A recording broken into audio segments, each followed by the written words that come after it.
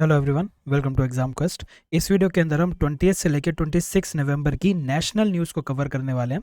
अगर आपको हमारी वीडियोस पसंद आती हैं, वीडियो को लाइक करना ना भूलें, दोस्तों के साथ शेयर करें और अगर आप चैनल पर नए हैं तो चैनल को सब्सक्राइब जरूर करें। नेशनल न्यूज़ के अंदर जो सबसे बड़ा इशू चला है पूरे हफ्ते, वो इशू है इलेक्शन कमीशन से जुड़ा हुआ, इलेक्शन कमीशन की इंडिपेंडेंस से जुड़ा हुआ। इस पूरे लेक्चर की PDF आप हमारे टेलीग्राम चैनल एग्जाम क्वेस्ट 247 से डाउनलोड कर सकते हैं, जिसका लिंक डिस्क्रिप्शन के अंदर आपको मिल जाएगा।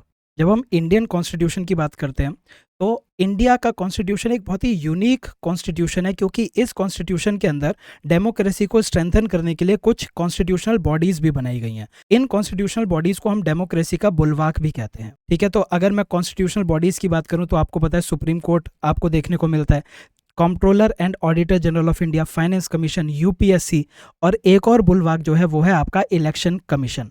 इलेक्शन कमीशन एक कॉन्स्टिट्यूशनल बॉडी है और इससे जुड़ा हुआ आर्टिकल है आर्टिकल नंबर 324। आर्टिकल नंबर 324 ये कहता है कि इलेक्शन कमीशन इंडिया के अंदर इलेक्टोरल रोल की जब भी प्रिपरेशन होगी तो इलेक्टोरल रोल की प्रिपरेशन की superintendence, direction and control election commission के पास रहेगी। इसके साथ साथ इलेक्शन कमीशन हमारे देश के अंदर पार्लियामेंट के इलेक्शंस कंडक्ट कराता है, स्टेट लेजिस्लेचर के इलेक्शंस कंडक्ट कराता है, प्रेसिडेंट एंड वाइस प्रेसिडेंट के इलेक्शंस भी इलेक्शन कमीशन ही कंडक्ट कराती है। इलेक्शन कमीशन को इंडिपेंडेंट बनाने के लिए भी हमारे कॉन्स्टिट्यूशन ने कुछ प्रोविजन किए हुए हैं।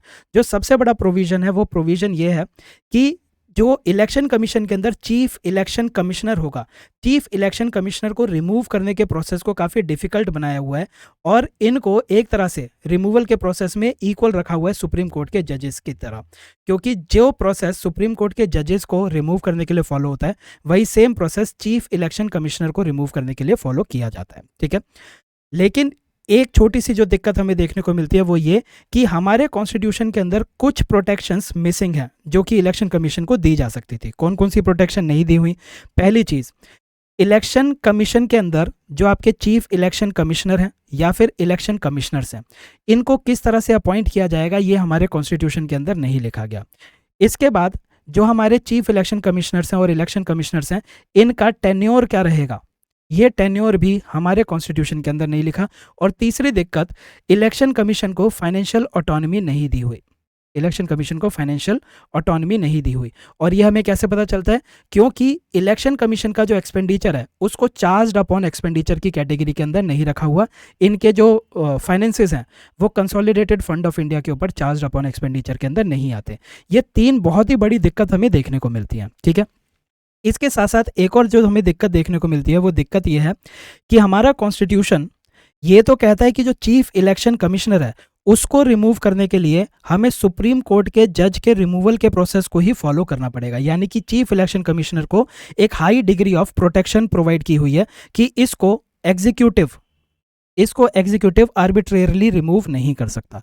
लेकिन चीफ इलेक्शन कमिश्नर के अलावा जो बाकी इलेक्शन कमिश्नर्स होते हैं उनको सिमिलर प्रोटेक्शन नहीं दी गई। तो ये जो चार बड़ी दिक्कतें हैं ये हमारी जो इलेक्शन कमिश्नर है उसकी इंडिपेंडेंस को हार्म कर सकती है। मैं ये नहीं कह रहा कि करती हैं, लेकिन कर सकती हैं। हमारे इलेक्शन कमीशन का जो ट्रैक रिकॉर्ड रहा है वो ट्रैक रिकॉर्ड काफ़ी अच्छा रहा है और इंडिया के अंदर फ्री और फेयर इलेक्शन कराने की जो एक तरह से हम कह सकते हैं प्रेज, वो इलेक्शन कमीशन को हर इलेक्शन के बाद दी जाती है।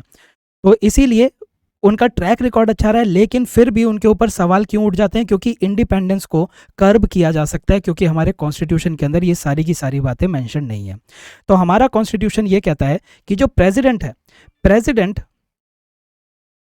अपॉइंट करता है हमारे इलेक्शन कमीशन के चीफ इलेक्शन कमिश्नर को और इलेक्शन कमिश्नर को। ठीक है, प्रेसिडेंट अपॉइंट करता है और प्रेसिडेंट किसकी एडवाइस पे काम करता है? President always acts on the aid and advice of council of minister. तो आज की डेट में जो प्रोसेस फॉलो किया जाता है चीफ इलेक्शन कमिश्नर और इलेक्शन कमिश्नर्स को अपॉइंट करने का, वो प्रोसेस ये है कि PM रिकमेंड करता है प्रेसिडेंट को कि किस इंसान को हम CEC या फिर EC बना सकते हैं। ठीक है, तो प्रेसिडेंट को यहाँ पे एक ओवरवेलमिंग पावर मिली हुई है एंड थ्रू प्रेसिडेंट ये जो पावर है ये PM को मिली हुई है। दूसरा इशू ये है कि कितने मेंबर्स होंगे हमारे इलेक्शन कमीशन के अंदर, ये भी कौन डिसाइड करता है? ये भी प्रेसिडेंट ही डिसाइड करते हैं। ठीक है, तो ये यहाँ पे हम क्या देख रहे हैं? यहाँ पे हमें ये देखने को मिलता है कि president who is the executive head, इस प्रेसिडेंट को ज्यादा पावर्स मिली हुई हैं इलेक्शन कमीशन के रिस्पेक्ट में। ठीक है, अब जो इशू अभी सुप्रीम कोर्ट के अंदर उठा है वो पहला इशू तो यही है कि क्या हम इलेक्शन कमिश्नर, ये जो इलेक्शन कमीशन के अंदर जो चीफ इलेक्शन कमिश्नर्स होते हैं, क्या हम इनकी अपॉइंटमेंट को इंडिपेंडेंट कर सकते हैं एग्जीक्यूटिव से। और एग्जीक्यूटिव से इंडिपेंडेंट करने का मतलब क्या है, सुप्रीम कोर्ट ने ये क्वेश्चन रेज किया है कि क्या हम इलेक्शन कमिश्नर्स को अपॉइंट करने के लिए एक कोलेजियम बना सकते हैं, एक ऐसा कोलेजियम जिसके अंदर प्राइम मिनिस्टर होंगे, साथ ही साथ लीडर ऑफ अपोजिशन होंगे और जुडिशरी के चीफ जस्टिस ऑफ इंडिया होंगे। ये तीन लोग मिलकर डिसाइड करेंगे कि इंडिया के इलेक्शन कमिश्नर्स कौन होने वाले हैं। ठीक है, तो ये एक सवाल रेस किया गया है। अभी तक तो क्या है, अभी तक ज्यादा पावर एग्जीक्यूटिव के पास है, क्योंकि पीएम रिकमेंड करते हैं प्रेसिडेंट को एंड देन प्रेसिडेंट अपॉइंट्स। ठीक है, दूसरा जो इशू उठाया गया सुप्रीम कोर्ट के अंदर वो इशू ये है कि इंडिया के अंदर, क्योंकि कॉन्स्टिट्यूशन में ये मेंशन नहीं है कि इलेक्शन कमिश्नर्स का टेन्योर क्या होगा, तो इसीलिए पार्लियामेंट ने एक एक्ट बनाया। एक्ट का नाम था इलेक्शन कमीशन एक्ट 1991। और इलेक्शन कमीशन एक्ट 1991 के अंदर ये लिखा हुआ है कि जो चीफ इलेक्शन कमिश्नर्स होंगे उनका टेन्योर 6 साल का होगा या फिर जब तक उनकी उम्र 65 ईयर्स की ना हो जाए। तो सुप्रीम कोर्ट ने अब जो एक चीज नोटिस करी है वो ये है कि 1996 के बाद से लेके अब तक जितने भी चीफ इलेक्शन कमिश्नर्स हुए हैं, किसी ने भी अपने 6 साल का टेन्योर पूरा नहीं किया है। क्यों? क्योंकि उनको इतना लेट अपॉइंट किया जाता है, उनकी एज इतनी ज़्यादा हो जाती है जब उनको चीफ इलेक्शन कमिश्नर बनाया जाता है कि वो 65 ईयर्स के हो जाते हैं और वो 6 साल तक ऑफिस के अंदर कभी रह ही नहीं पाते। तो ये चीज़ सुप्रीम कोर्ट ने नोटिस किया है। इनफैक्ट सुप्रीम कोर्ट ने ये कहा है कि आफ्टर 2004 जो चीफ इलेक्शन कमिश्नर्स हैं उनका टेन्योर सिर्फ कुछ 100 दिनों के आसपास का ही हमें देखने को मिलता है। तो इस वजह से क्या हो जाता है, इस वजह से हमें इलेक्शन कमीशन के अंदर स्टेबिलिटी देखने को नहीं मिलती। मान लीजिए कोई एक चीफ इलेक्शन कमिश्नर है और उन्होंने क्वेश्चन रेज किया है, सिर्फ एक मनगढ़ंत में एग्जांपल ले लेता हूं कि इलेक्टोरल बॉन्ड्स के ऊपर किसी ने क्वेश्चन रेज किया। अब कुछ दिनों के बाद ये चीफ इलेक्शन कमिश्नर यहां से रिमूव हो जाएंगे और नया चीफ इलेक्शन कमिश्नर जो है वो पोजीशन में आ जाएगा। हो सकता है ये चीफ इलेक्शन कमिश्नर सॉफ्ट हो on the issue of electoral bonds. ठीक है, सिर्फ एक ही एग्जांपल है। तो सुप्रीम कोर्ट ने कहा है कि जो इलेक्शन कमीशन है it should be strong enough to raise questions even on prime minister, कि अगर प्राइम मिनिस्टर ने भी कुछ गलती की है तो उनसे भी सवाल पूछ सके। और ये स्ट्रेंथ कब आएगी, ये स्ट्रेंथ तब आएगी जब चीफ इलेक्शन कमिश्नर्स और बाकी इलेक्शन कमिश्नर्स को सिक्योरिटी ऑफ टेन्योर मिला हुआ है,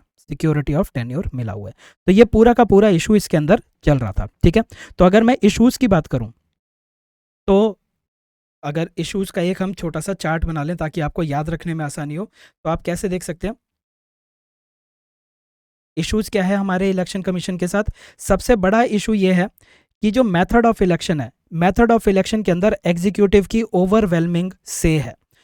ठीक है, तो इस मेथड ऑफ इलेक्शन को चेंज करने की जरूरत है। दूसरा, इलेक्शन कमीशन के पास सिक्योरिटी ऑफ टेन्योर मिसिंग है और जब तक सिक्योरिटी ऑफ टेन्योर नहीं होता तब तक स्टेबिलिटी नहीं आती है बॉडी के अंदर, तब तक इंडिपेंडेंट डिसीजन मेकिंग नहीं हो पाती है।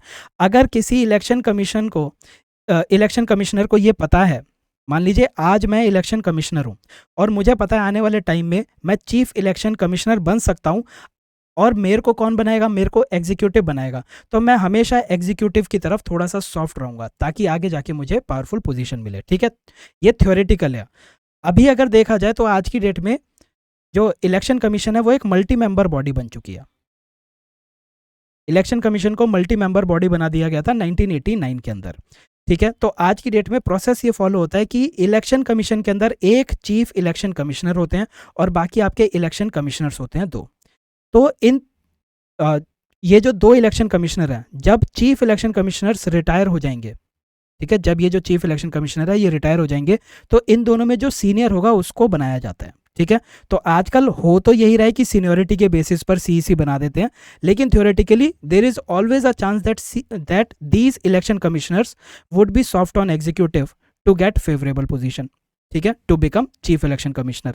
तो एक इशू तो यह है कि मेथड ऑफ अपॉइंटमेंट को सुधारना है, दूसरा सिक्योरिटी ऑफ टेन्योर उनको देनी है। तीसरा इशू क्या है, तीसरा इशू ये है कि चीफ इलेक्शन कमिश्नर को रिमूव करने के लिए हमें सुप्रीम कोर्ट के जज को जो रिमूव करने का प्रोसेस है वो फॉलो करना होता है। सेम सिक्योरिटी हमने बाकी इलेक्शन कमिश्नर्स को क्यों नहीं दे रखी, उनको भी सेम सिक्योरिटी मिलनी चाहिए रिमूवल की, ताकि ये भी फ्रीली अपनी बात को सामने रख सकें। ठीक है, अभी इनके पास ये सिक्योरिटी ऑफ टेन्योर नहीं है, इसीलिए हो सकता है ये कई बारी खुल के अपनी बातों को सामने ना रख पाते हो। चौथा इशू ये है कि हमारे इलेक्शन कमिश्नर के पास कोई भी इंडिपेंडेंट सेक्रेटेरिएट नहीं है। सेक्रेटेरिएट नहीं है तो इनको अपना स्टाफ नहीं मिल पाता है, परमानेंट स्टाफ नहीं मिल पाता है जो कि इनको इनकी मदद कर सके चीज़ों को स्ट्रीमलाइन करने में। और अगला इशू ये है कि जिस तरह सुप्रीम कोर्ट या फिर हमारे हाई कोर्ट की बात की जाए, इनके पास रूल मेकिंग पावर है। ये अपने बिजनेस को कन्वीनियंटली ट्रांजैक्ट करने के लिए रूल्स बना सकते हैं, लेकिन सिमिलर पावर्स इलेक्शन कमीशन को नहीं दी गई। तो ये सारे के सारे इशू चल रहे हैं और अभी सुप्रीम कोर्ट ने जो इशूज़ रेज किए हैं वो मैं आपको ऑलरेडी बता चुका हूँ। एक बारी नोट्स में से और देख लेते हैं कि न्यूज़पेपर के अंदर क्या क्या बातें कही गई हैं। आप अगर सब कुछ छोड़ के सिर्फ ये दोनों भी पढ़ लेंगे तो भी आपको सारे के सारे इश्यूज समझ में आ जाएंगे, ठीक है। टीएन सेशन जो कि 1990 से लेके 1996 तक चीफ इलेक्शन कमिश्नर थे, उनके बाद से लेके अभी तक किसी भी इलेक्शन कमिश्नर ने, चीफ इलेक्शन कमिश्नर ने अपनी फुल टर्म को नहीं निभाया, यानी कि 6 साल तक वो पावर में नहीं रह पाए। क्यों? क्योंकि वो ऑलरेडी 65 साल की एज अटेन कर चुके हैं, ठीक है। और ये जो सिस्टम है जिसमें सेंट्रल गवर्नमेंट जान के ऐसे इलेक्शन कमिश्नर्स को अपॉइंट करती थी जो कि चीफ इलेक्शन कमिश्नर बनने के बाद सिर्फ कुछ ही दिनों तक पावर में रह पाए, कुछ ही दिनों तक ऑफिस के अंदर रह पाए। ये वाली जो प्रथा है ये 2004 से हमें देखने को मिल रही है, जिसको अभी सुप्रीम कोर्ट ने क्वेश्चन करना चालू किया, ठीक है। इसके बाद कौन कौन से सवाल उठे हैं? पहला तो ये कि चीफ इलेक्शन कमिश्नर्स और बाकी इलेक्शन कमिश्नर को एक कॉलेजियम के थ्रू क्यों ना अपॉइंट किया जाए, जिसके अंदर 3 मेंबर हो, जुडिशरी का भी से हो और अपोजिशन के मेंबर्स का भी से हो। चीफ इलेक्शन कमिश्नर के बराबर की प्रोटेक्शन इलेक्शन कमिश्नर को भी दो रिमूवल की टर्म्स में। रूल मेकिंग पावर दो इलेक्शन कमीशन को और एक इंडिपेंडेंट सेक्रेटेरिएट उनको प्रोवाइड करना चाहिए, ठीक है। ये सारा का सारा आपका इलेक्शन कमिश्नर से जुड़ा हुआ इशू चल रहा है। अगली न्यूज़ बहुत ही ज़्यादा इंपॉर्टेंट है, आप इसके ऊपर उम्मीद कर सकते हैं कि आपके मेंस के अंदर क्वेश्चन, और अगर इसकी ये मतलब एक बिल के बारे में बात कर रहे हैं, अगर ये बिल एक्ट बन जाता है तो आप प्रीलिम्स में भी इसके ऊपर क्वेश्चंस की उम्मीद कर सकते हैं, ठीक है। तो इस एक्ट को हम थोड़ा सा डिटेल में कवर करेंगे। Ministry of electronics and information technology ने एक ड्राफ्ट बिल को भी पेश किया, जिस ड्राफ्ट बिल का नाम है digital personal data protection bill. Digital personal data protection bill, ये जो बिल है ये अभी पब्लिक में इसको रखा गया है, पब्लिक से उसकी ओपिनियन मांगने के लिए इस बिल के ऊपर। तो ये जो बिल है ये क्यों इंपॉर्टेंट हो जाता है? क्योंकि 2019 में भी एक एफर्ट किया गया था, personal data protection bill introduce किया गया था पार्लियामेंट के अंदर 2019 में, लेकिन ये जो पर्सनल डेटा प्रोटेक्शन बिल था ये पास नहीं हो पाया और 2022 में इसको पार्लियामेंट से विड्रॉ कर लिया गया। अब इस बिल को रिप्लेस करने के लिए हमने ये digital personal data protection bill अभी हमने इंट्रोड्यूस किया, ठीक है, मतलब पब्लिक में रखा है, पब्लिक से ओपिनियन मांगने के लिए। अब जो ये आपका डीपीडीपी है, digital personal data protection bill है, ये बिल 4 चीज़ों के बारे में बात करता है। 4 चीज़ें कौन कौन सी है? दिस बिल कवर्स, पहली चीज़ ये कवर करेगा कि किस तरह का पर्सनल डेटा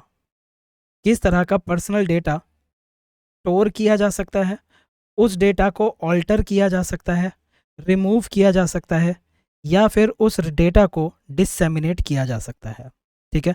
तो पहली चीज़ तो यहीं से ही आपको याद रखनी है कि ये जो बिल है ये सिर्फ और सिर्फ पर्सनल डेटा के बारे में बात करता है, नॉन पर्सनल डेटा के बारे में बात नहीं करता, ठीक है। इससे पहले वाला जो आपका बिल था जो कि विड्रॉ कर लिया गया, उसके अंदर पर्सनल और नॉन पर्सनल की बात की गई थी, और पर्सनल में भी एक कैटेगरी बनाई गई थी, sensitive personal data. Sensitive personal data के अंदर वो बिल किसके बारे में बात करता था?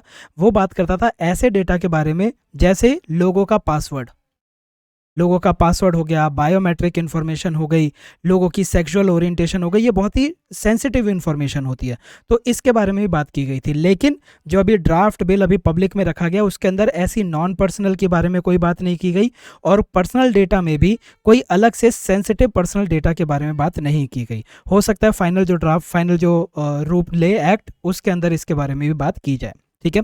तो पहली चीज़ जो ये कवर करता है वो है पर्सनल डेटा। पर्सनल डेटा को कैसे कलेक्ट करोगे, स्टोर करोगे, उसके अंदर चेंज कैसे हो सकता है, रिमूव कैसे कर सकते हैं और डिसेमिनेट कैसे की जाएगी, पहली चीज़ हमें ये देखनी है।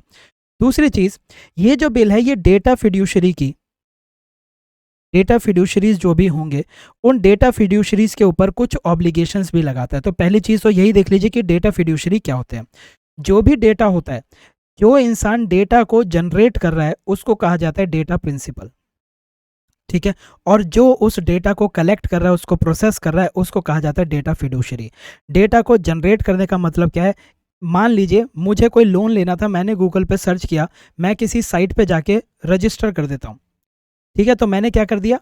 मैंने अपना जो डेटा है, अपना डेटा उस साइट पे डाला हुआ है, और मैंने जिस साइट पे वो डेटा डाला है वो साइट वाला मेरे इस डेटा को स्टोर करेगा, कलेक्ट करेगा, उसको प्रोसेस करेगा, वो डेटा फिड्यूशियरी हो गया। तो जो जो भी आप इंटरनेट सर्च करते हैं, आपका हर एक डेटा कहीं ना कहीं स्टोर हो रहा होता है कुछ ना कुछ, कि आप किस तरह से सर्च कर रहे हैं। स्पेशली गूगल, आपने कई बार देखा होगा कि आप एक बार ही गूगल करते हैं यूपीएससी, और अगली बार जब आप नेट खोलते हैं तो यूपीएससी से जुड़े हुए आपको सजेशंस आने लग जाते हैं। क्यों? क्योंकि गूगल ने आपका डेटा सेव किया कि आप यूपीएससी में इंटरेस्टेड हैं, और उसने उसी डेटा को प्रोसेस करके आपको ऐसी चीज़ें दिखानी चालू कर दी जिसमें आप ज़्यादा इंटरेस्टेड होंगे। यूट्यूब के ऊपर आप जिस तरह की वीडियो देखते हैं वो बार बार आपको उसी तरह की वीडियोस दिखाने लग जाता है, वही वीडियोस रिकमेंड करने लग जाता है। ठीक है, तो यहाँ पे हम और आप जैसे जो लोग हैं, हम डेटा प्रिंसिपल हैं, और जो हमारा डेटा कलेक्ट कर रहा है, प्रोसेस कर रहा है, उनको डेटा फिड्यूशरी कहते हैं। तो जो हमारे डेटा को प्रोसेस करेगा उसके ऊपर कुछ ऑब्लिगेशंस लगाई गई हैं। ठीक है, इन ऑब्लिगेशन को अभी हम देखते हैं 1 मिनट के अंदर। फिर इसके साथ साथ ये जो बिल है ये बताता है कि जो डेटा प्रिंसिपल है, आप और मेरे जैसे लोग हैं, हमें कौन कौन से अधिकार मिलेंगे इस बिल के कानून बनने के बाद। फिर इसके बाद एक कंप्लायंस का फ्रेमवर्क भी ये बिल तैयार करता है। कंप्लायंस का फ्रेमवर्क तैयार करता है कि जो भी इस बिल के अंदर बातें लिखी हुई हैं उन बातों से डेटा फिड्यूशरी कंप्लाई करे। अगर डेटा फिड्यूशरी कंप्लाई नहीं करेगा तो उसके ऊपर पेनल्टी लगाई जा सकती है। ठीक है, तो कंप्लायंस को इंश्योर करने के लिए कंप्लायंस फ्रेमवर्क बनाया जाएगा। ठीक है, कंप्लायंस फ्रेमवर्क के अंदर एक digital protection board of India establish किया जाएगा, और ये जो digital protection board of India होगा ये ओवरसी करेगा कि सारी की सारी कंप्लायंस फुलफिल की जा रही है डेटा फिड्यूशरी के द्वारा। ठीक है, अब जो मेन चीज़ें हमें देखनी है वो ये कि डेटा फिड्यूशरी के ऊपर क्या क्या ऑब्लिगेशंस हैं, एंड डेटा प्रिंसिपल को क्या क्या अधिकार मिले हैं। आप और मेरे पास क्या क्या अधिकार हैं, और जो हमारा डेटा स्टोर कर रहा है उसके ऊपर क्या क्या ऑब्लिगेशंस लगी हुई हैं। तो अगर हम ऑब्लिगेशंस की बात करें तो डेटा फिड्यूशरी के ऊपर सबसे पहली ऑब्लिगेशन है नोटिस एंड कंसेंट की।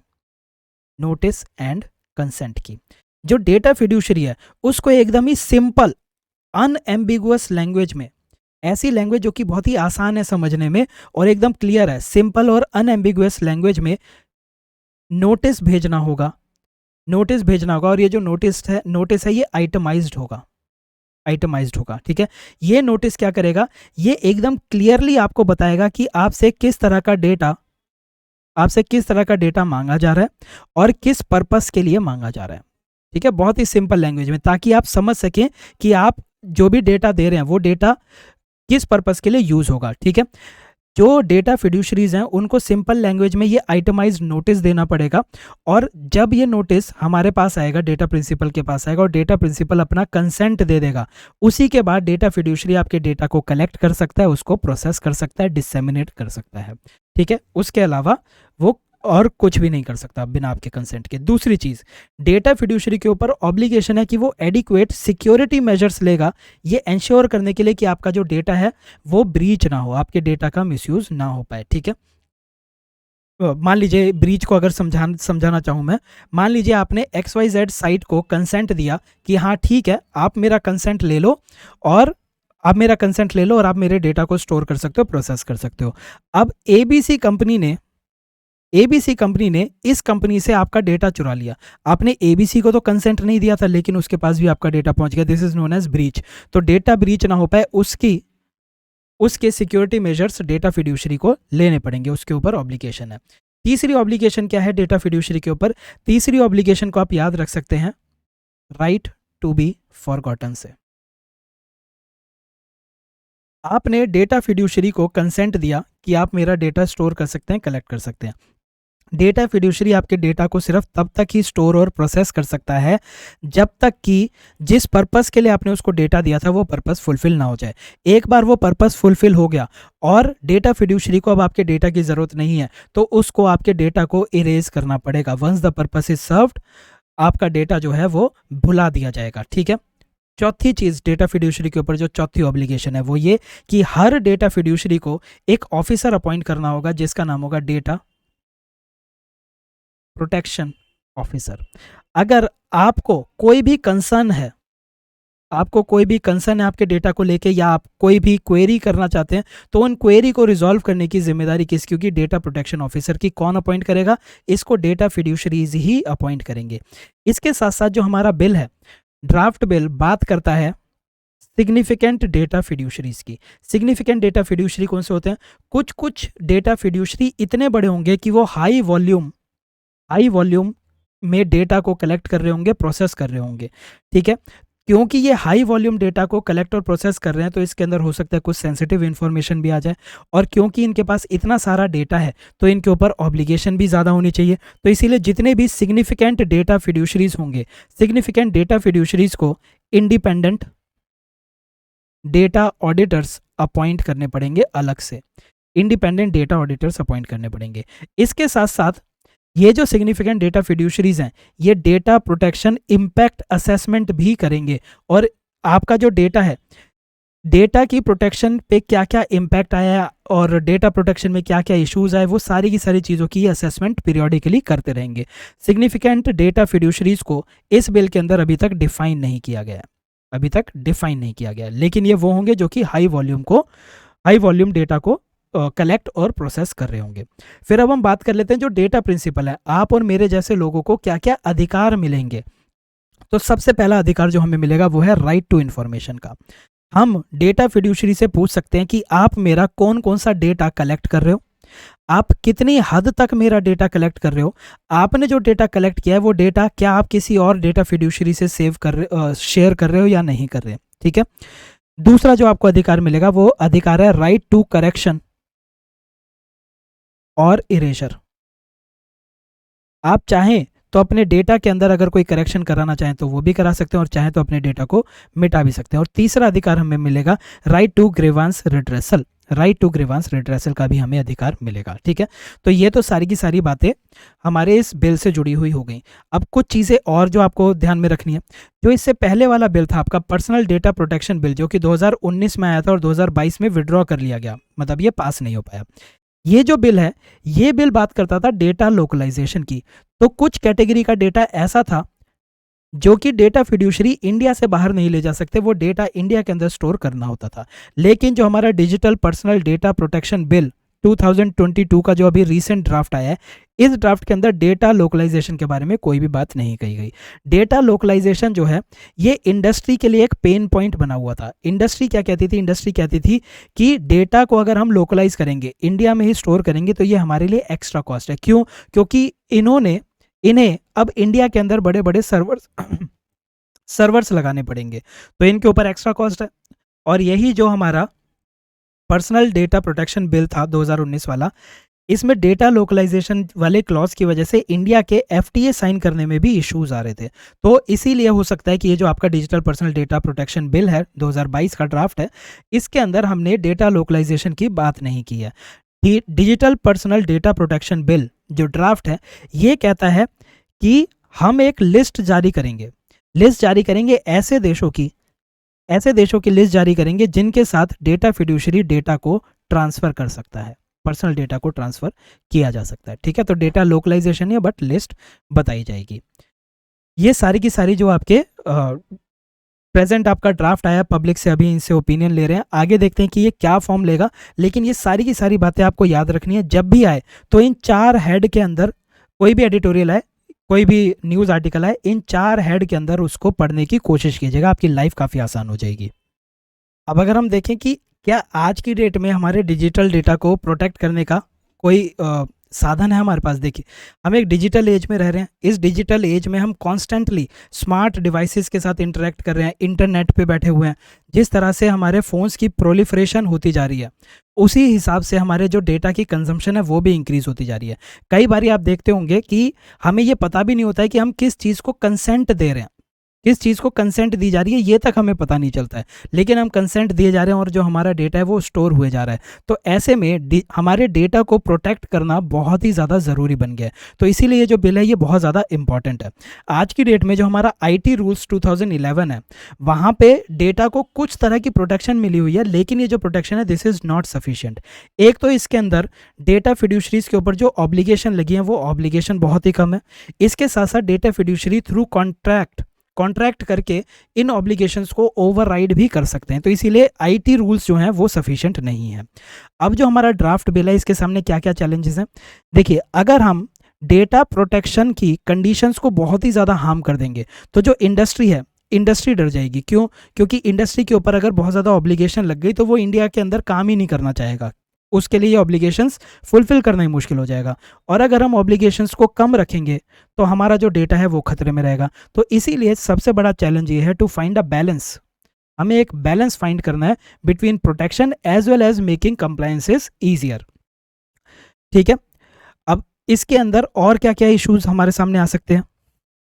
बाकी चैलेंजेस से पहले एक छोटा सा इशू मुझसे मिस हो गया था, वो और देख लीजिए। जब हम कंप्लायंस फ्रेमवर्क की बात कर रहे थे तो इस कंप्लायंस फ्रेमवर्क में मैंने आपको बताया था कि एक data protection board of India बनेगा। इस data protection board of India के साथ कुछ आपके कंसेंट मैनेजर्स अपने आप को रजिस्टर कराएंगे। ये जो कंसेंट मैनेजर्स हैं ये मदद करेंगे डेटा प्रिंसिपल्स को ये ट्रैक करने के लिए कि इन्होंने किन किन डेटा फिड्यूशरीज को अपनी कंसेंट दी है। आज की डेट में आप एक ही दिन के अंदर 20-30 वेबसाइट ओपन कर लेते हैं और इन 20-30 वेबसाइट में से आप 15-20 को अपना कंसेंट दे देते हैं। आपको खुद ही नहीं पता होता कि आपने किस किस को किन किन चीज़ों के लिए कंसेंट दिया है। तो वो सारी की सारी चीज़ों को मैनेज करने के लिए ये कंसेंट मैनेजर्स का कॉन्सेप्ट भी इस बिल के अंदर लेके आए हैं। ठीक है, बाकी चैलेंजेस की अगर बात करें तो एक चैलेंज ये है कि जो एज ऑफ डिजिटल कंसेंट है, एज ऑफ डिजिटल कंसेंट अभी भी 18 साल ही रखी गई है। लेकिन इंटरनेट पे आज की डेट में ढेर सारे चिल्ड्रन हैं, तो चिल्ड्रन को एक तरह से पेरेंट्स के ऊपर डिपेंडेंट कर दिया है कि जो पेरेंट्स या फिर गार्जियंस हैं they will have to give consent on behalf of these children. तो यहाँ पे एक बच्चे की जो कंसेंट है वो हो सकता है पेरेंट की कंसेंट से अलग हो। तो इस वाले इशू को अभी तक इसके अंदर रिजॉल्व नहीं किया गया और किस तरह किया जाए वो भी अभी तक समझ में नहीं आता। फिर जो अगला सबसे बड़ा चैलेंज है वो चैलेंज ये है कि सेंट्रल गवर्नमेंट ने जो अभी हमारा ये जो ड्राफ्ट बिल है, इस ड्राफ्ट बिल के 22 क्लॉज में से 14 क्लॉज में rule making power central government ने खुद को दे रखी है। सेंट्रल गवर्नमेंट अपने आप में एक बहुत बड़ा डेटा फिड्यूशरी है और उसने इतने सारे क्लॉज के ऊपर रूल खुद बनाने की बात कर दिया। तो यहाँ पे भी हमें एक इशू दिखाई देता है। ठीक है, बाकी अभी बहुत जब भी आप एडिटोरियल पढ़ें तो बहुत ज़्यादा उनके नोट्स बनाने की अभी ज़रूरत नहीं है। सिर्फ ये याद रखिए कि किन किन इश्यूज़ के ऊपर डिस्कशन चल रही है। बाकी देखते हैं कि इस बिल के ऊपर आगे क्या क्या डिस्कशंस निकल के आती हैं। ठीक है, अगली न्यूज़ हमारी सुसाइड से जुड़ी हुई है। Ministry of health and family welfare ने एक नेशनल सुसाइड प्रिवेंशन स्ट्रेटजी बनाने की बात कही है। और ये क्यों बनाया गया? क्योंकि हम इंडिया के अंदर चाहते हैं कि इंडिया में जितने भी सुसाइड्स होते हैं उन सुसाइड के अंदर 10% की रिडक्शन आए बाय 2030। ये हमारा ऑब्जेक्टिव है इस स्ट्रेटजी के पीछे। ये स्ट्रेटजी बात करती है कि सर्वेलेंस मैकेनिज्म को हमें स्ट्रेंथन करने की ज़रूरत है आने वाले 3 सालों के अंदर। तो सर्वेलेंस हमें इंक्रीज करनी पड़ेगी। दूसरा, जो सुसाइड करते हैं उनको कई बारी साइकेट्रिक ट्रीटमेंट की ज़रूरत होती है। तो इसीलिए जो हमारे डिस्ट्रिक्ट मेंटल हेल्थ प्रोग्राम है, हर एक डिस्ट्रिक्ट के अंदर डिस्ट्रिक्ट मेंटल हेल्थ प्रोग्राम के through psychiatric out patient department बनाए जाएंगे जहां पे सुसाइड प्रिवेंशन के सर्विसेज प्रोवाइड की जाएंगी। फिर स्कूल्स के अंदर एक मेंटल वेलबींग का करिकुलम इंट्रोड्यूस किया जाएगा। मेंटल वेलबींग होनी चाहिए हर एक स्कूल के अंदर, ताकि बच्चों को शुरू से पता हो कि अपनी मेंटल हेल्थ को किस तरह से वो अच्छा रख सकते हैं। इसके साथ साथ जो हमारा मीडिया है, मीडिया के अंदर सुसाइड को किस तरह से दर्शाया जा रहा है, किस तरह से उसको रिपोर्ट किया जा रहा है, उसकी भी गाइडलाइंस बनाई जाएंगी।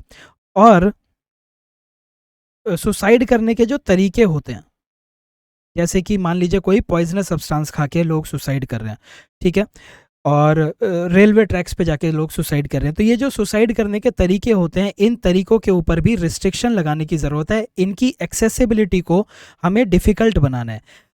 सुसाइड प्रिवेंशन स्ट्रेटजी तब तक सक्सेसफुल नहीं हो सकती जब तक कि पूरी की पूरी कम्युनिटी इन्वॉल्व ना हो। क्यों? क्योंकि ज़्यादातर जो सुसाइड के विक्टिम्स होते हैं, जो सुसाइड कमिट करते हैं, उन लोगों को सपोर्ट की ज़रूरत होती है। उन लोगों को ऐसे सपोर्ट की ज़रूरत है, ऐसे लोगों की ज़रूरत है जो कि उनकी प्रॉब्लम्स को समझें, भले ही सॉल्यूशन ना दे पाएँ, at least they can hear them out. तो इसीलिए जब तक कम्युनिटी और सोसाइटी का सपोर्ट नहीं मिलेगा तब तक सुसाइड प्रिवेंशन स्ट्रेटजी जो है वो काम नहीं कर पाएगी। अब सुसाइड से जुड़े हुए कुछ फैक्ट्स हैं जो कि आप अपने आंसर में यूज़ कर सकते हैं। इंडिया में हर साल 1 लाख से ज़्यादा लोग जो हैं वो सुसाइड कमिट करते हैं। इनफैक्ट 15 साल से लेकर 20 साल की एज कैटेगरी में जो सबसे ज़्यादा डेथ होती हैं वो डेथ सुसाइड की वजह से हैं। वो डेथ सुसाइड की वजह से है। ठीक है, पिछले 3 सालों के अंदर कोविड महामारी का जो टाइम पीरियड था, इस टाइम पीरियड में लोगों की मेंटल वेलबींग बहुत ही ज़्यादा डिस्टर्ब हुई। कोविड के बाद से लोगों की जो लाइफ है वो और भी ज़्यादा हार्श हो गई। इसकी वजह से हम देखते हैं कि पिछले 3 सालों में हमारी पर 1 लाख पॉपुलेशन में जो लोग सुसाइड करते थे वो 10.2% से इंक्रीज होकर 11.3% बन चुके हैं। ठीक है, सबसे बड़ा जो कॉज होता है सुसाइड का वो होता है फैमिली प्रॉब्लम्स, और दूसरा सबसे बड़ा कॉज होता है इलनेस। आज हम बहुत सारी अपनी शॉपिंग, बहुत सारा सामान जो है वो ई कॉमर्स प्लेटफॉर्म से खरीद लेते हैं, और इन सामानों को खरीदने के लिए हम जो उस प्लेटफॉर्म के ऊपर रिव्यूज़ डले होते हैं उन रिव्यूज़ का सहारा लेते हैं। लेकिन क्या ये रिव्यूज़ जेन्युइन है या नहीं, ये हमें पता ही नहीं होता। रिव्यूज़ लिखने वाला जो ऑथर है, ये ऑथर कौन है, क्या इस ऑथर को हम ट्रेस कर सकते हैं या नहीं कर सकते, क्या ये ऑथर जेन्युइन था या नहीं था, ये सारी की सारी चीज़ें अभी बहुत ही ज़्यादा ओपेक हैं। तो इसीलिए bureau of Indian standards BIS जो है वो कुछ स्टैंडर्ड्स लेके आ रहा है। ये जो स्टैंडर्ड्स हैं ये सभी ऑनलाइन प्लेटफॉर्म को मानने होंगे। इनिशियली ये जो स्टैंडर्ड्स हैं ये वॉलेंटरी होंगे और आगे जाके इन्हीं स्टैंडर्ड्स को हम मैंडेटरी कर सकते हैं। ये जो स्टैंडर्ड्स हैं, ये स्टैंडर्ड्स ये बताएंगे कि जो ई कॉमर्स प्लेटफॉर्म है उनके ऊपर जो प्रोडक्ट के रिव्यूज़ डाले जाते हैं उन रिव्यूज़ को क्या क्या स्टैंडर्ड्स फॉलो करने होंगे। ठीक है, ये हमें बचाएगा फेक और डिसेप्टिव रिव्यू से, ताकि हम एक इन्फॉर्म्ड डिसीजन ले सकें और हम जो है चीटिंग से बच सकें, डिसेप्शन से बच सकें। इसके अंदर अगर हम फीचर्स की बात करें तो एक मेजर फीचर ये रहेगा कि जो भी रिव्यू ऑथर है और जो रिव्यू एडमिनिस्ट्रेटर है इनको स्पेसिफिक रिस्पॉन्सिबिलिटीज़ मिलेंगी कि ऑथर की भी कुछ जिम्मेदारियां हैं, और जो भी रिव्यू लिखा हुआ है उस रिव्यू को जो भी वेरीफाई करता है उसकी भी कुछ जिम्मेदारियां हैं, और जो भी रिव्यू ऑथर होगा वो ट्रेसेबल होना चाहिए और जेन्युइन होना चाहिए। इसको लेके भी स्टैंडर्ड्स बनाए जाएंगे। एक बार ये स्टैंडर्ड्स मैंडेटरी हो गए तो सभी ऑनलाइन प्लेटफॉर्म को ये स्टैंडर्ड्स मानने होंगे, और अगर वो नहीं मानेंगे या फिर कोई अनफेयर ट्रेड प्रैक्टिस फॉलो करेंगे तो उसके लिए उनको पेनल्टी भी दी जा सकती है। मैंडेटरी होने के बाद जो कंज्यूमर्स हैं वो अपने ग्रीवांसेस को नेशनल कंज्यूमर हेल्पलाइन या फिर कंज्यूमर कमिश्नर के पास भी सबमिट कर पाएंगे। ठीक है, अभी बहुत ज़्यादा इंपॉर्टेंट नहीं है, बट यू शुड नो कि क्या चल रहा है। फिर एक न्यूज़ जो पिछले लगभग आप कह सकते हैं 1 महीने से ही न्यूज़ के अंदर है, वो क्या है, सुप्रीम कोर्ट ने 103rd कॉन्स्टिट्यूशनल अमेंडमेंट एक्ट की अमेंडमेंट को अपहोल्ड कर दिया है। 103rd constitutional amendment act article 15 के अंदर क्लॉज 6 और आर्टिकल 16 के अंदर क्लॉज 6 को ऐड करता है। आर्टिकल 15 का क्लॉज 6 क्या कहता है, वो कहता है कि जो इकोनॉमिकली वीकर सेक्शंस के मेंबर्स हैं, कम्युनिटी के मेंबर हैं जो कि इकोनॉमिकली ज़्यादा वेल टू डू नहीं है, उनको 10% की रिजर्वेशन प्रोवाइड की जाती है एजुकेशनल इंस्टीट्यूशंस में। और आर्टिकल 16 क्लॉज 6 कहता है कि पब्लिक एम्प्लॉयमेंट में 10% की रिजर्वेशन प्रोवाइड की जाएगी। ठीक है, यहाँ पे जो रिजर्वेशन का क्राइटेरिया है वो क्राइटेरिया इकोनॉमिक है। अभी तक इस अमेंडमेंट से पहले इंडिया के अंदर जो रिजर्वेशन का क्राइटेरिया था it was more of social criteria. ठीक है, अगर किसी को इकोनॉमिक के बेसिस पर रिजर्वेशन देनी भी होती थी तो इकोनॉमी अकेला क्राइटेरिया नहीं होता था, इकोनॉमी के साथ साथ कोई ना कोई सोशल बैकवर्डनेस का भी क्राइटेरिया इसके अंदर जोड़ा जाता था। लेकिन 103rd कॉन्स्टिट्यूशनल अमेंडमेंट एक्ट को अपहोल्ड करने के साथ सुप्रीम कोर्ट ने ये क्लियर कर दिया है कि इकोनॉमी अकेले भी एक क्राइटेरिया बन सकती है रिजर्वेशन देने की। ठीक है, पहले बहुत ही क्लियर कट ये बात बोली जाती थी कि जो रिजर्वेशन है, रिजर्वेशन पॉवर्टी एलिवेशन स्कीम नहीं है। रिजर्वेशन का काम है जो हिस्टोरिकल डेप्रिवेशंस है, जो हिस्टोरिकल इनजस्टिस है, उस इनजस्टिस को करेक्ट करने के लिए हम रिजर्वेशन प्रोवाइड करते थे। ठीक है, लेकिन अब क्या कर दिया है, अब ये कह दिया है कि हम पॉवर्टी को रिमूव करने के लिए भी रिजर्वेशन का सहारा ले सकते हैं। ठीक है, दूसरी जो इस जजमेंट से बात निकल के आती है वो ये कि अब पहले क्या था, इंदिरा साहनी जजमेंट ने ये क्लियर कर दिया था कि इंडिया के अंदर जो रिजर्वेशन है, reservation can not be more than 50%, 50% से ज़्यादा रिजर्वेशन नहीं दे सकते। लेकिन ये जो इकोनॉमिकली वीकर सेक्शन के लिए 10% रिजर्वेशन है, this goes above the ceiling of 50%। तो सुप्रीम कोर्ट ने यह कहा है कि ये जो 50% की सीलिंग थी it was only for SCs, STs and OBCs। जो हम इकोनॉमिकली वीकर सेक्शन के लिए 10% की रिजर्वेशन दे रहे हैं उसको हम इस 50% के साथ जोड़ के नहीं देखेंगे, यानी कि ये जो 10% की रिजर्वेशन है ये दी जा सकती है, ये 50% की सीलिंग के अंदर काउंट नहीं की जाएगी। 50% की सीलिंग में काउंट नहीं की जाएगी। और तीसरी बात जो इस जजमेंट से निकल के आई है वो ये कि जजमेंट ने कहा है कि इकोनॉमिकली वीकर सेक्शंस के लिए जो हम रिजर्वेशन दे रहे हैं ये सिर्फ अपर कास्ट के लोगों के लिए हैं, जो भी एससीज, एसटीज, ओबीसीज हैं, सॉरी ओबीसीज नहीं, एससीज और एसटीज जो हैं उन, अगर कोई पुअर एससी एसटी है तो उनको इकोनॉमिकली वीकर सेक्शन क्राइटेरिया के अंदर रिजर्वेशन नहीं दी जाएगी। क्यों? क्योंकि एससीज और एसटीज को रिजर्वेशन ऑलरेडी प्रोवाइड की जा रही है आर्टिकल 15 और 16 के दूसरे क्लॉजेस के अंदर। ठीक है, यानी कि ईडब्ल्यूएस का जो 10% रिजर्वेशन है ये एक्सक्लूड कर देता है एससीज को और एसटीज को। ठीक है, ये सारी की सारी इसके अंदर से बातें अभी चल रही हैं। ओके, नहीं, ये जो एक्सक्लूजन है ये सिर्फ एससी एसटी नहीं, ओबीसी को भी एक्सक्लूड करता है। ठीक है, तो ये करेक्ट कर लीजिएगा कि जो 10% की रिजर्वेशन है it excludes SC ST and OBC, क्योंकि उनको रिजर्वेशन बाकी दूसरे क्लॉजेस के अंदर प्रोवाइड की जा रही है। ठीक है, तो ये आपका डिबेट चल रही है सुप्रीम कोर्ट के अंदर। सॉरी, ये अब डिबेट जो है वो एक तरह से रिजॉल्व हो चुकी है, इसके ऊपर ढेर सारे अब एडिटोरियल्स वगैरह आ रहे हैं। ठीक है, अगर कोई बहुत ही अच्छा एडिटोरियल आएगा जिसके अंदर कोई नई बात होगी, क्योंकि हम इससे पहले के जो Q&A थे उसके अंदर भी इस बारे में बात कर चुके हैं। ठीक है, तो अगर कोई बहुत ही अच्छा एडिटोरियल आएगा तो उसको हम सेपरेटली कवर करेंगे। अगली जो न्यूज़ है ये भी बहुत ज़्यादा इंपॉर्टेंट न्यूज़ है, ये है इलेक्टोरल बॉन्ड स्कीम से जुड़ी हुई न्यूज़। ये स्कीम न्यूज़ के अंदर क्यों थी? ये इसलिए न्यूज़ में थी क्योंकि जब इलेक्टोरल बॉन्ड स्कीम बनाई गई थी तो ये कहा गया था कि इलेक्टोरल बॉन्ड्स की सेल होगी साल में, जनवरी के महीने में, अप्रैल के महीने में, जुलाई के महीने में और अक्टूबर के महीने में। इन सभी महीनों के शुरुआत के जो 10 दिन हैं उन 10 दिनों में इलेक्टोरल बॉन्ड की सेल की जा सकती है। ठीक है, और अगर किसी साल में जनरल इलेक्शन है लोकसभा का तो उस साल में हम क्या कर सकते हैं, इलेक्टोरल बॉन्ड्स जो हैं वो कुछ ज़्यादा समय के लिए बेच सकते हैं। ठीक है, तो ये स्कीम बनाई गई थी। अब इसके अंदर कुछ अमेंडमेंट कर दी, और अमेंडमेंट क्या किया?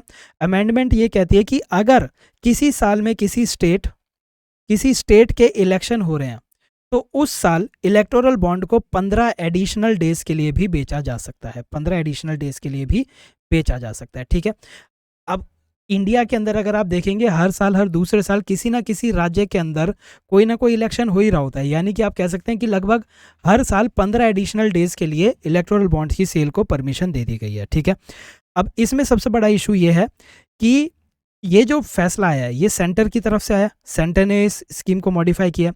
आज की डेट में सेंटर में कौन है? सेंटर में बीजेपी है। अगर हम इलेक्टोरल बॉन्ड स्कीम को देखें तो इलेक्टोरल बॉन्ड स्कीम के अंदर जो सबसे ज़्यादा रेवेन्यू आता है वो सबसे ज़्यादा रेवेन्यू बीजेपी के पास ही जाता है। इनफैक्ट जो एक्सपर्ट्स ये क्रिटिसाइज करते हैं कि इलेक्टोरल बॉन्ड स्कीम हमेशा रूलिंग पार्टी को फेवर करेगी। जो भी रूलिंग पार्टी होगी उस रूलिंग पार्टी को ही सबसे ज़्यादा इलेक्टोरल बॉन्ड स्कीम के अंदर फंडिंग आएगी। तो अगर इलेक्टोरल बॉन्ड्स 15 एडिशनल डेज के लिए भी खरीदे और बेचे जा सकते हैं तो इन 15 एडिशनल डेज में जो इलेक्टोरल बॉन्ड्स आएंगे ये किसको ज़्यादा बेनिफिट करेंगे? They are going to benefit the ruling party which is BJP currently. ठीक है, तो इस वजह से बहुत ज़्यादा अपोजिशन हमें देखने को मिल रही है। इसके साथ साथ अभी दिसंबर के पहले हफ्ते के अंदर ही आपके 6 दिसंबर को सुप्रीम कोर्ट के अंदर इलेक्टोरल बॉन्ड स्कीम के ऊपर हियरिंग भी है, तो उस वजह से भी इसके ऊपर काफ़ी ज़्यादा आर्टिकल्स आ रहे हैं। तो जैसा मैंने अपने पिछले Q&A में भी बोला था कि अभी हम अपनी बहुत ज़्यादा ओपिनियन फ्रेम नहीं करेंगे, क्योंकि 6 दिसंबर के बाद जो सुप्रीम कोर्ट के कुछ ओपिनियन आएगी, हो सकता है सुप्रीम कोर्ट की कोई जजमेंट है, उसके बाद हम अपनी ओपिनियन को फ्रेम करेंगे। तब तक हम सिर्फ इलेक्टोरल बॉन्ड स्कीम के फैक्ट्स को देखेंगे। फैक्ट क्या है? इलेक्टोरल बॉन्ड्स क्या होते हैं? ये इंटरेस्ट फ्री बैंकिंग इंस्ट्रूमेंट है, यानी कि इलेक्टोरल बॉन्ड जब आप खरीदते हैं तो इसके ऊपर आपको कोई ब्याज, कोई इंटरेस्ट नहीं मिलता है। ठीक है, ये जो इलेक्टोरल बॉन्ड है ये 1000, 1 लाख, 10 लाख और 1 करोड़ के मल्टीपल्स में खरीदे जा सकते हैं। और इलेक्टोरल बॉन्ड सिर्फ और सिर्फ स्टेट बैंक की कुछ ऑथराइज्ड ब्रांचेस के अंदर, कुछ स्पेसिफिक ब्रांचेस के अंदर ही खरीदे जा सकते हैं, इन्हीं ब्रांचेस से ये खरीदे जा सकते हैं। ठीक है, एक बारी अगर किसी इंसान ने इलेक्टोरल बॉन्ड खरीद लिया वो फिर इलेक्टोरल बॉन्ड को अपनी जिस भी पार्टी को देना चाहे उस पार्टी को दे सकता है। ठीक है, अब पार्टी के पास जिस दिन से इलेक्टोरल बॉन्ड खरीदा गया है उस दिन से 15 दिनों का टाइम होता है। इन 15 दिनों के अंदर ही उन्हें अपने इलेक्टोरल बॉन्ड्स को रिडीम कराना होता है। ठीक है, तो ये फैक्ट आपको याद रखने हैं। इश्यूज़ की अगर बात की जाए तो 2017 में इलेक्शन कमीशन ने ये इशू रेज किया था कि जो इलेक्टोरल बॉन्ड्स हैं, इलेक्टोरल बॉन्ड स्कीम के ऊपर कुछ क्वेश्चंस रेज किए थे। ठीक है, सिर्फ इतना याद रख लीजिए। दूसरा जो आपकी एडीआर है, एडीआर ने 2021 के अंदर एक रिपोर्ट पब्लिश की थी जिसने ये कहा था कि इलेक्टोरल बॉन्ड स्कीम आने के बाद से इंडिया के अंदर पॉलिटिकल पार्टीज को एनोनिमस डोनेशन बहुत ज़्यादा इंक्रीज हो गई है। ठीक है, 70% से ज़्यादा जो उनके पास इनकम आ रही है वो अनोनिमस सोर्सेज से आ रही है। और इलेक्टोरल बॉन्ड का मेन पर्पस क्या था? To bring transparency, to bring transparency in public funding, to bring transparency in electoral funding. लेकिन इलेक्टोरल बॉन्ड स्कीम आने के बाद से एनोनिमिटी और ज़्यादा इंक्रीज हो गई, तो ट्रांसपेरेंसी तो इसके अंदर हार्म हो रही है। ठीक है, अगर आप एक फैक्ट याद रखना चाहते हैं तो जो टोटल इनकम हुई थी 3000 करोड़ की, उसमें से 2993 करोड़ यानी कि ऑलमोस्ट 90%, ऑलमोस्ट 90% जो इनकम आई थी वो अननोन सोर्सेज से आई थी पॉलिटिकल पार्टीज के पास। ठीक है, तो ये सारे के सारे इश्यूज अभी इसके अंदर चल रहे हैं। मेजर जो ओपिनियन हम अपनी फ्रेम करेंगे वो करेंगे सुप्रीम कोर्ट की जजमेंट के बाद। ठीक है, अगली जो नेशनल न्यूज़ है वो शेड्यूल्ड ट्राइब की लिस्ट से जुड़ी हुई है। आज की डेट में अगर हमें किसी ट्राइबल को, अगर किसी ट्राइबल को हमें एसटी लिस्ट के अंदर ऐड करना होता है तो वो जो प्रोसेस हम फॉलो करते हैं वो प्रोसेस बहुत ही ज़्यादा डिफिकल्ट है। प्रोसेस क्या फॉलो किया जाता है? किसी भी ट्राइब को अगर एसटी लिस्ट में हमें ऐड करना है तो उसका जो प्रपोजल है वो जिस राज्य की ट्राइब है उस राज्य से आता है, उस स्टेट से आएगा। तो स्टेट गवर्नमेंट प्रोसेस को इनिशिएट करती है और मिनिस्ट्री ऑफ ट्राइबल अफेयर्स के पास उन ट्राइब्स के नाम को भेजती है। जैसे ही मिनिस्ट्री ऑफ ट्राइबल अफेयर्स के पास वो नाम पहुंच जाते हैं, वो इन नामों को भेजती है रजिस्ट्रार जनरल ऑफ इंडिया के पास। रजिस्ट्रार जनरल ऑफ इंडिया उन नामों की अप्रूवल देता है और ये जो अप्रूवल है ये अप्रूवल जाती है नेशनल कमीशन फॉर एसटी के पास। जब National Commission for Scheduled Tribes approval दे देती है उसके बाद ये लिस्ट जाती है कैबिनेट के पास और उसके बाद जो भी ट्राइब थी उस ट्राइब को एसटी लिस्ट के अंदर शामिल कर दिया जाता है। एसटी लिस्ट में शामिल करने के पीछे बेनिफिट ये होता है कि जो शेड्यूल्ड ट्राइब्स के लिए हम इंडिया के अंदर जो भी बेनिफिट्स हैं, फॉर एग्जांपल रिजर्वेशन है, वो शेड्यूल्ड ट्राइब के अंदर जो भी ट्राइब्स आएंगी उन्हीं को मिलते हैं। तो अगर किसी ट्राइब को हम ये बेनिफिट देना चाहते हैं तो उन्हें शेड्यूल्ड ट्राइब की लिस्ट में ऐड करना पड़ेगा।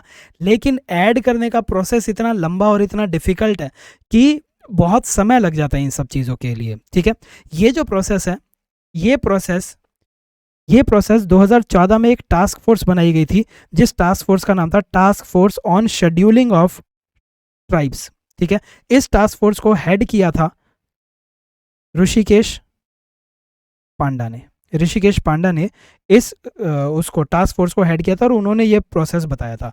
तो अब इस प्रोसेस को चेंज करने की बात चल रही थी लेकिन यूनियन गवर्नमेंट ने अभी इस प्रोसेस को चेंज करने के ऊपर होल्ड लगा दिया है। ठीक है, तो इसीलिए ये न्यूज़ के अंदर था, लेकिन ये प्रोसेस आपके प्री में पूछा जा सकता है इसीलिए हमने यहाँ पे कवर किया इसको, और ये कमेटी के बारे में भी आप याद रखेंगे। ठीक है, अगली न्यूज़ हमारी सेंट्रल इंफॉर्मेशन कमीशन से जुड़ी हुई है।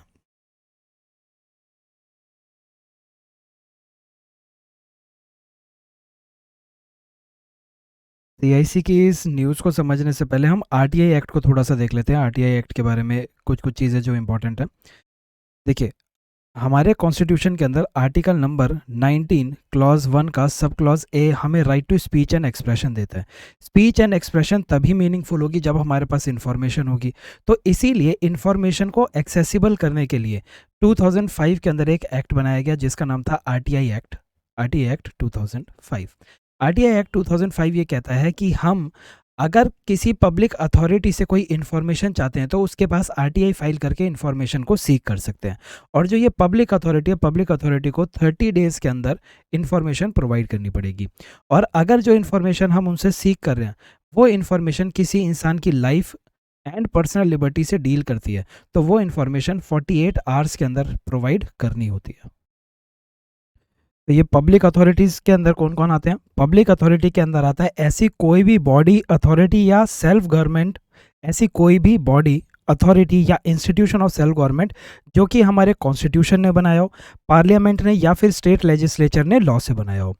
इसके अलावा कोई भी बॉडी, अथॉरिटी या इंस्टीट्यूशन जो कि सेंट्रल गवर्नमेंट कंट्रोल करती हो या फिर स्टेट गवर्नमेंट कंट्रोल करती हो या फिर इनको फाइनेंस करती हो। अगर कोई एनजीओ ऐसा है जिसको सेंट्रल गवर्नमेंट या स्टेट गवर्नमेंट फाइनेंस करती है तो वो भी पब्लिक अथॉरिटी की डेफिनेशन के अंदर आएगा। ठीक है। अब सुप्रीम कोर्ट ने भी ये बोल दिया कि सुप्रीम कोर्ट भी पब्लिक अथॉरिटी की डेफिनेशन में आएगा। इनफैक्ट सुप्रीम कोर्ट ने एक ऑनलाइन पोर्टल भी स्टार्ट कर दिया है कि अब आप ऑनलाइन भी आरटीआई को फाइल कर सकते हैं। ये भी आपके करंट अफेयर्स का ही इशू है। ठीक है। हमारा आरटीआई एक्ट इंफॉर्मेशन को और भी ज़्यादा एक्सेसिबल बनाने के लिए आरटीआई एक्ट के अंदर सेक्शन 4 डाला गया है। सेक्शन 4 कहता है कि जो आप पब्लिक अथॉरिटीज़ हैं वो अपने रिकॉर्ड्स को कंप्यूटराइज करेंगी और प्रोएक्टिवली उन रिकॉर्ड्स को पब्लिश करेगी ताकि लोगों को आरटीआई फाइल ही ना करना पड़े। अगर सारी इंफॉर्मेशन पब्लिक डोमेन में आ जाएगी तो लोग आरटीआई क्यों फाइल करेंगे, वो उसी डोमेन से इंफॉर्मेशन को ले लेंगे। ये सेक्शन 4 है।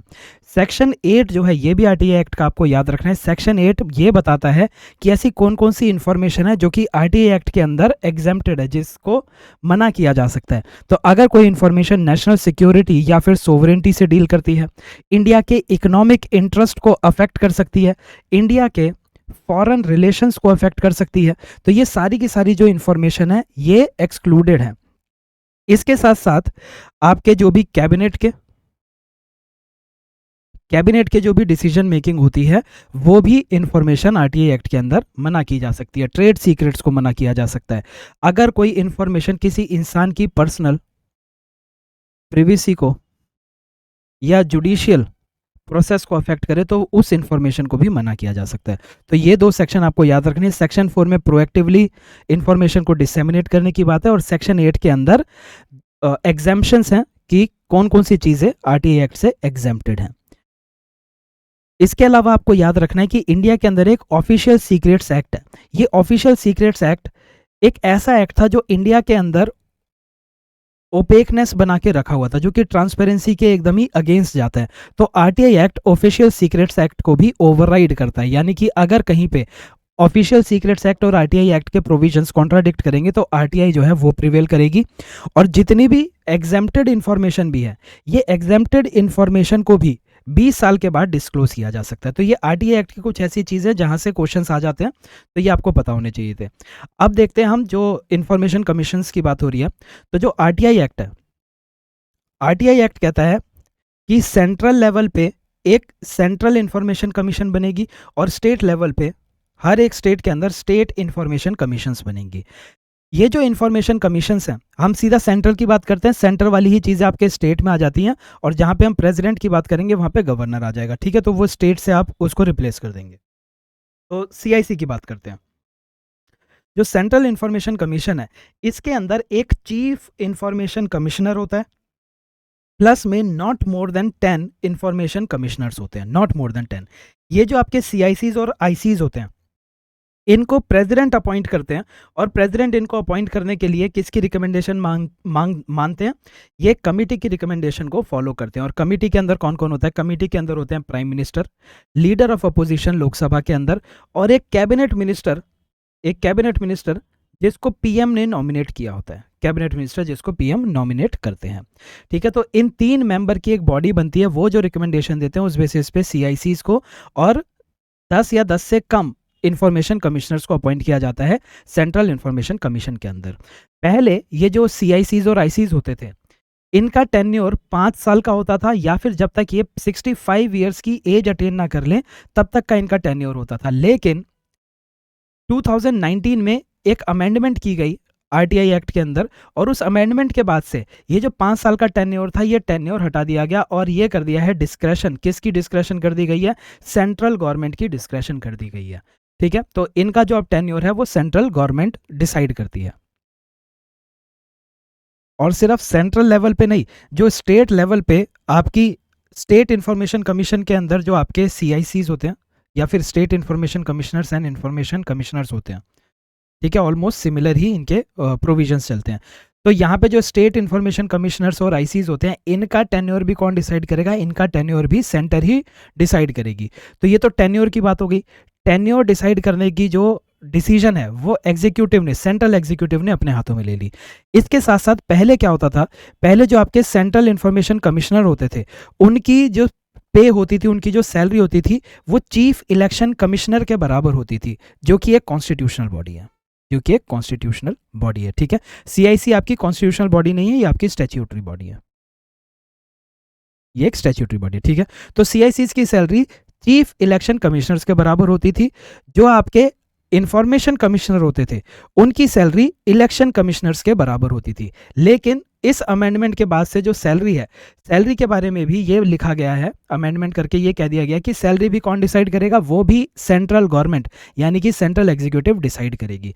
तो ये जो टेन्योर और सैलरी एक तरह से कह सकते हैं उनकी जो सर्विस कंडीशन की जो टर्म्स हैं, ये अब सेंट्रल गवर्नमेंट ने अपने हाथ में ले ली और इसको बहुत ज़्यादा क्रिटिसाइज किया जा रहा है। क्यों क्रिटिसाइज कर रहे हैं? क्योंकि राइट टू इंफॉर्मेशन एक ऐसा एक्ट हम मानते थे जो कि सिटीजन्स को एम्पावर करता। अब सिटीजन्स को एम्पावर करता। अगर सिटीजन्स कोई भी आरटीआई फाइल करते हैं तो वो आरटीआई किसी पब्लिक अथॉरिटी के पास जाती है। आरटीआई गई किसी पब्लिक अथॉरिटी के पास। अब इस पब्लिक अथॉरिटी को 30 दिन के अंदर या फिर 48 आवर्स के अंदर इंफॉर्मेशन प्रोवाइड करनी होती है, जैसे कि मैंने आपको बताया। ठीक है, अगर ये पब्लिक अथॉरिटी इंफॉर्मेशन प्रोवाइड नहीं कर रहा है, गलत इंफॉर्मेशन प्रोवाइड कर रहा है या किसी वजह से आप सेटिस्फाइड नहीं है, तो आप इसकी अपील को फर्स्ट अपीलेट अथॉरिटी के पास डाल सकते थे। और अगर फर्स्ट अपीलेट अथॉरिटी में भी आपकी अपील से कोई आपको सेटिस्फैक्ट्री रिप्लाई नहीं मिलता तो आप सेकंड अपीलेट अथॉरिटी में भी जा सकते थे। ये जो आपकी डिपार्टमेंट के पास जो आपकी पब्लिक अथॉरिटी के पास आपकी वो गई है फाइल, इसको हैंडल करता है एक पीआईओ। ठीक है, ये जो दोनों के दोनों लेवल हैं ये डिपार्टमेंट के लेवल पर होते हैं। ठीक है, और जो आपकी सेकंड अपीलेट अथॉरिटी होती है यहाँ पे आपके सीआईसी या फिर एसआईसी आती है। यानी कि अगर आपकी अपील की सही से सुनवाई नहीं हो रही तो आप अपने ग्रीवांसेस को रिड्रेस करा सकते थे सेकंड अपीलेट अथॉरिटी के थ्रू। अब ये जो सेकंड अपीलेट अथॉरिटी है ये बहुत ही ज़्यादा कंट्रोल्ड है बाय सेंट्रल एग्जीक्यूटिव। तो जब एग्जीक्यूटिव इस अथॉरिटी को कंट्रोल करने लग जाएगा तो ऐसी बहुत सारी इंफॉर्मेशन है जो एग्जीक्यूटिव हो सकता है ना चाहे पब्लिक डोमेन में आए, तो इस वजह से इसको क्रिटिसाइज किया जा रहा है। तो जिस आर्टिकल की वजह से हम ये पूरा का पूरा डिस्कस कर रहे हैं वो आर्टिकल भी यही कहता है कि ऐसे ढेर सारे मैटर हैं पब्लिक इंपॉर्टेंस के जिसके ऊपर सीआईसी ने कोई भी डिसीजन नहीं दिया। जैसे कि लॉकडाउन से जुड़े हुए आरटीआई जो हैं, लॉकडाउन के टाइम पर जो चीज़ें हो रही थी उससे जुड़ी हुई आरटीआई हो गई, या फिर जो स्नूपिंग या फिर स्पाइंग के जो केसेस चल रहे थे कि जो होम अफेयर्स मिनिस्ट्री है वो स्नूपिंग कर रही है, उससे जुड़ी हुई जो आरटीआई हैं उसको भी अभी तक डिस्पोज नहीं किया गया। तो इस वजह से इसको क्रिटिसाइज किया जा रहा है। आर्टिकल कहता है कि पिछले 2 सालों के अंदर जो भी आरटीआई होती हैं, अगर इन आरटीआई की अपील सीआईसी एसआईसी के पास जाती है तो एवरेज टाइम ड्यूरेशन 2 साल का है। 2 साल के बाद अपील इनके पास पहुंच पाती है। मान लीजिए आप 2020 में कोई आरटीआई फाइल करते हैं जिससे आप खुश नहीं है तो आपकी अपील को 2 साल लग जाएंगे पूरी तरह से सीआईसी के पास पहुंचने में ही, फिर उसके बाद जो टाइम लगेगा वो अलग से है। तो ये जो है ये आपके राइट टू इन्फॉर्मेशन को डाइल्यूट करती है। तो जो मैंने आपको प्रोविजंस बताई ये प्रोविजन आपको ध्यान में रखने हैं, बाकी आर्टिकल इतना ज़्यादा डिटेल डिस्कशन नहीं करता है। जो हमारी अगली न्यूज़ है वो मिलेट से जुड़ी हुई है। आप इसको इकोनॉमी की भी न्यूज़ मान सकते हैं, मैंने इसको नेशनल में रख दिया है। देखिए 2018 के अंदर इंडिया में national year of millet celebrate किया गया था, मनाया गया था। ठीक है, इसको national year of millets declare कर दिया था। इंडिया ने यूनाइटेड नेशन से प्रपोज किया कि 2013 को international year of millet declare कर दिया जाए। ये ईयर ऑफ मिलेट डिक्लेयर करने से फ़ायदा क्या होगा? जब भी किसी चीज़ का ईयर डिक्लेयर किया जाता है तो इसको लेके ढेर सारे अवेयरनेस के प्रोग्राम्स चलते हैं, तो लोगों के अंदर अवेयरनेस आएगी मिलेट्स को लेके। मिलेट्स एक बहुत ही बेनिफिशियल क्रॉप है। क्यों? क्योंकि मिलेट्स की न्यूट्रिशनल वैल्यू बहुत ही ज़्यादा हाई होती है as compare to your wheat and rice. Millets जो है वो बहुत ज़्यादा न्यूट्रिशनल होते हैं। इसके साथ साथ मिलेट्स को बहुत ही ड्राई एरियाज़ के अंदर भी उगाया जा सकता है, तो वाटर की रिक्वायरमेंट कम होती है। इंडिया के अंदर अगर आप देखें पंजाब वाला एरिया जो है, इंडिया में जो क्रॉप्स उगाई जा रही है उसमें ये बहुत ज़्यादा ख्याल नहीं रखा जाता कि किस रीजन के लिए कौन सी क्रॉप सूटेबल है। तो कुछ रीजन ऐसे हैं जहाँ पे बहुत ज़्यादा रेन नहीं होती लेकिन फिर भी वहाँ पे क्या उगाया जा रहा है, वहाँ पे राइस उगाया जा रहा है, शुगर केन उगाए जा रहे हैं। ठीक है, यहाँ पे भले ही पंजाब में इतना शुगर केन नहीं है पर राइस और व्हीट बहुत ज़्यादा उगाए जा रहे हैं। तो ये बहुत ज़्यादा पानी को कंज्यूम कर लेती है डिस्पाइट यहाँ पे रेन नहीं है। इसकी वजह से क्या हो रहा है, इसकी वजह से वाटर लेवल जो है वो नीचे जाता जा रहा है, ग्राउंड वाटर लेवल।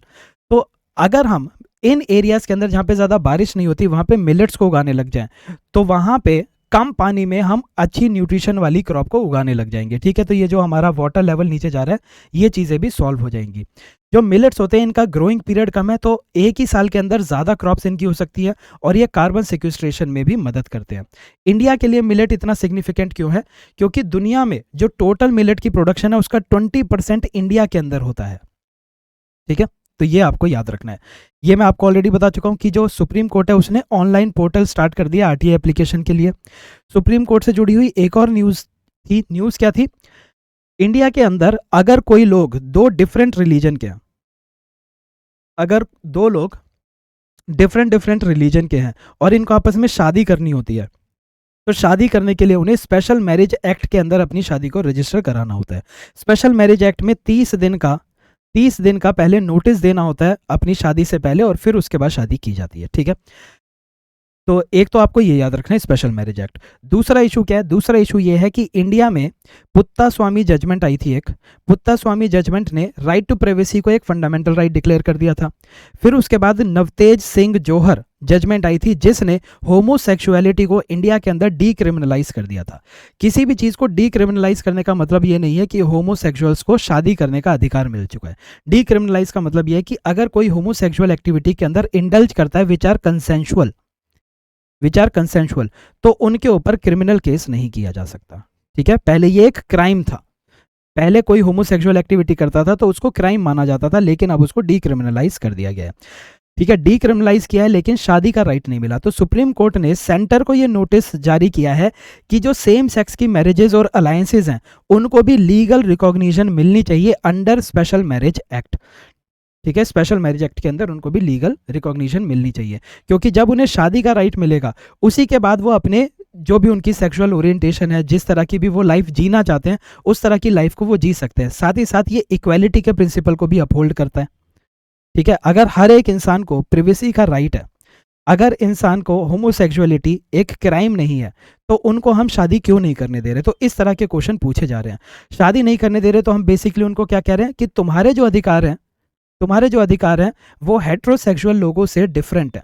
तो ये एक अनइक्वल ग्राउंड्स दिए जा रहे हैं। ठीक है, लोगों की डिग्निटी और प्राइवेसी को भी ये हार्म करता है। तो इस वजह से ये जजमेंट आई थी। ये दोनों जजमेंट आपको याद रखनी है, नवतेज सिंह जोहर भी और पुट्टा स्वामी भी।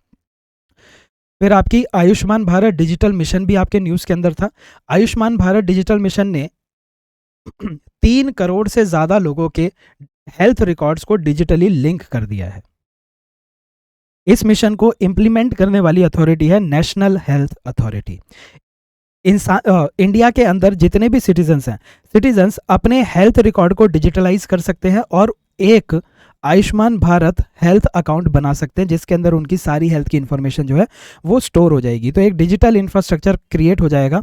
अब इसी से क्या होता है, इससे एक बेनिफिट आपको ये भी मिल सकता है आने वाले समय में कि मान लीजिए आपने अपना एक हेल्थ रिकॉर्ड बनवा लिया, आप किसी एक्स हॉस्पिटल में गए, उसके अंदर आपकी ट्रीटमेंट चली, यहाँ पे आपके टेस्ट हुए, यहाँ पे आपको कुछ मेडिसिन दी होंगी, उसका रिकॉर्ड बना हुआ है। अब कुछ समय के बाद आप किसी और हॉस्पिटल में जाते हैं तो ये जो हॉस्पिटल है ये आपकी परमिशन से आपके इस हेल्थ रिकॉर्ड को एक्सेस कर सकता है और इस हॉस्पिटल के डॉक्टर्स को ये पता चल जाएगा कि आपके पहले क्या क्या टेस्ट हुए थे और आपकी क्या क्या ट्रीटमेंट चली थी। और फिर उसी बेसिस पर ये जो डॉक्टर्स है ये एक बेटर डिसीजन ले सकते हैं कि आपको किस तरह से आगे की ट्रीटमेंट कंटिन्यू करनी है। तो इसीलिए हेल्थ रिकॉर्ड्स को डिजिटाइज करने का ये काम जो है स्टार्ट हुआ है। ठीक है, ये सारी की सारी आपकी नेशनल न्यूज़ थी। जो आपकी नेक्स्ट सेक्शंस हैं वो आपके कल आएंगे। नेक्स्ट सेक्शन में आपका इंटरनेशनल सेक्शन को हम नेक्स्ट कवर करेंगे, उसके बाद आपका इकोनॉमी का सेक्शन आएगा। अगर आपको हमारी वीडियो पसंद आई है, वीडियो को लाइक करना ना भूलिएगा, दोस्तों के साथ शेयर कीजिएगा और अगर आप चैनल पर नए हैं तो चैनल को सब्सक्राइब जरूर करें। इस लेक्चर की पूरी पीडीएफ जो है, जो पीडीएफ आपको स्क्रीन पर दिख रही है, ये आप हमारे टेलीग्राम चैनल एग्जाम क्वेस्ट 247 से डाउनलोड कर सकते हैं। Thank you.